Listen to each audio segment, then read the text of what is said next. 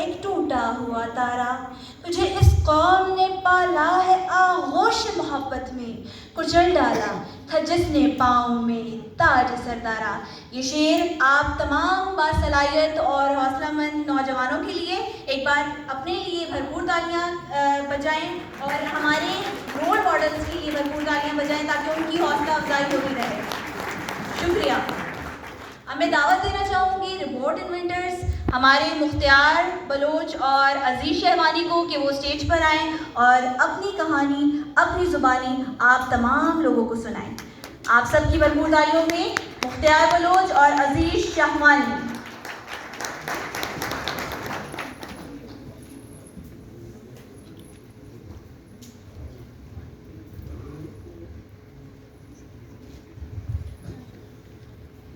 السلام علیکم، میرا نام عزیز احمد شہوانی ہے اور میں بلوچستان یونیورسٹی سے تعلق رکھتا ہوں اور میں فزکس ڈپارٹمنٹ میں یہاں سے کر رہا ہوں۔ میں سب لوگوں کا شکریہ ادا کرنا چاہتا ہوں کہ ایسے سیمینار یہاں پر سب یوتھ موجود ہے، اس طرح کے سیمینارز ارینج کرنا میں سمجھتا ہوں قابل فخر کی بات ہے کہ اس طرح کے یوتھ کو یہاں پر بلانا اور ان کی حوصلہ افزائی کرنا۔ شروع میں ہمیں یہ محسوس ہو رہا تھا کہ اگر بلوچستان میں کوئی ٹیلنٹ ہے تو اس کی کوئی قدر نہیں، لیکن یہاں پر آ کر بڑی خوشی ہوئی۔ میں پورے یوتھ افیئر ڈپارٹمنٹ کا شکریہ ادا کرنا چاہتا ہوں کہ ان لوگوں نے یہاں پر ہمیں بلا کر ہمارے حوصلہ افزائی کی۔ السلام علیکم خواتین و حضرات، میرا نام مختار احمد ہے، میں physics department university of Balochistan سے تعلق رکھتا ہوں۔ سب سے پہلے میں اس جو پروگرام کو آرگنائز کرنے والی جو ڈپارٹمنٹ ہے یوتھ افیئرز، اس کا شکریہ ادا کرنا چاہتا ہوں، کیونکہ اس ڈپارٹمنٹ نے جو اسٹیپ اٹھایا ہے اس کو دیکھ کر ہمیں جس طرح خوشی ہوئی ہے، تو اس خوشی کو محسوس کرتے ہوئے ہمیں لگتا ہے کہ ہمارے آنے والے اور جو جتنے اسٹوڈنٹس آج ہمارے درمیان موجود ہیں یا آنے والے جتنے اسٹوڈنٹس ہوں گے، وہ ان کاوشوں کو دیکھتے ہوئے آگے کچھ نیا کرنے کا سوچیں گے۔ جس طرح ہم نے جب یونیورسٹی آف بلوچستان میں ہم فائنل ایئر میں تھے تو ہم نے سوچا کہ ہم کچھ ایسا کریں جو بلوچستان لیول پہ یا پاکستان لیول پہ کبھی کسی نے ٹرائی نہیں کیا ہو، کیونکہ پاکستان میں اور اسپیشلی بلوچستان میں محدود وسائل کے ہوتے ہوئے اور پسماندہ علاقے سے ہمارا تعلق ہوتے ہوئے ہم نے کبھی پریکٹیکل لائف کے بارے میں نہیں سوچا تھا۔ جیسے کتابوں میں پڑھا کہ الیکٹرانکس کیا ہوتے ہیں، روبوٹس کیا ہوتے ہیں، کبھی موویز میں دیکھا، لیکن ریئل لائف میں اس کو کیسے فنکشنلائز کرتے ہیں، اس کا پریکٹیکل کیسا ہوتا ہے، تو اس کا ایک رسک سمجھ کر، ایک ٹاسک سمجھ کر ہم نے اپنے جو فزکس ڈپارٹمنٹ کے چیئرمین ہیں ڈاکٹر رجب خان قاسی صاحب جو ہمارے درمیان بیٹھے ہیں، اس سے ڈسکس کیا تو اس نے ہمیں بہت موٹیویٹ کیا، ایک فرینڈلی ماحول دیا کہ ہم ایک ہیومنائڈ روبوٹ بنائیں گے۔ ہیومنائڈ روبوٹ مطلب انسانوں کی طرح ایک ایسی روبوٹ ہو جس کے کام بھی انسانوں کی طرح ہو، کیونکہ روبوٹس اینڈرائڈ بھی ہوتے ہیں جو صرف دکھتے انسانوں کی طرح، لیکن ہیومنائڈ روبوٹس جو کام بھی انسانوں کی طرح، جس پر ہم نے کام کیا۔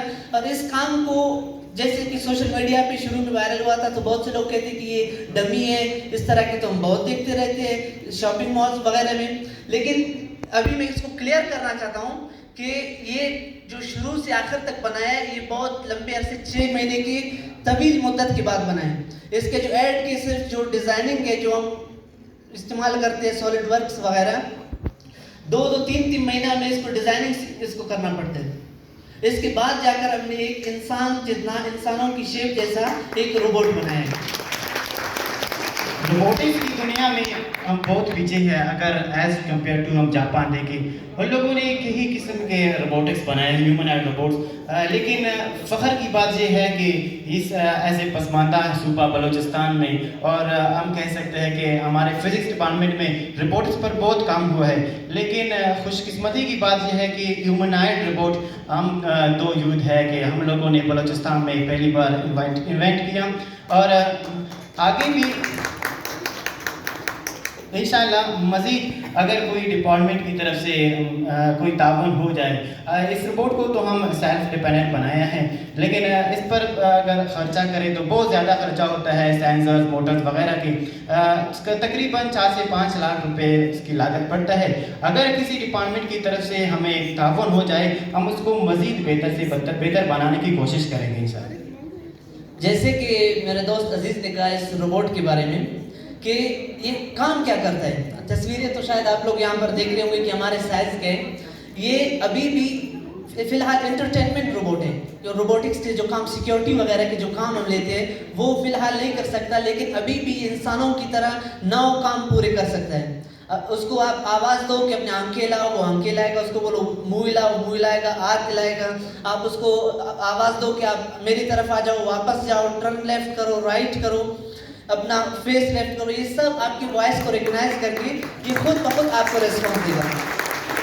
لیکن ہم آنے والے وقت میں اس کو اپ گریڈ کر کے جدید سے جدید بنانا چاہتے ہیں. جتنا ہم لوگوں کا تصور ہے, جتنا آپ لوگوں نے کبھی موویز وغیرہ میں دیکھا ہے کہ آرٹیفیشیل انٹیلیجنس کے جتنے بھی پروگرامز ہیں اس میں سے ہم اس میں بھی شامل کرنا چاہتے ہیں, اور آنے والے وقت میں انشاءاللہ یہ اس سے بہتر حالت میں اور فنکشنلائز اور جدید آپ کے سامنے نظر آئے گا انشاءاللہ. میں اس روبوٹ کا کریڈٹ اپنے چیئرپرسن ڈاکٹر رجب خان قاسی کو دیتا ہوں, اور اس کے ساتھ ساتھ اپنے یوتھ کو ایک میسج دینا چاہتا ہوں کہ زندگی میں کبھی بھی ہار مت نہیں مانا. کیونکہ ہم اس روبوٹ کو بنا رہے تھے تو ہمیں 6 مہینے لگے اس پر کام کرنے.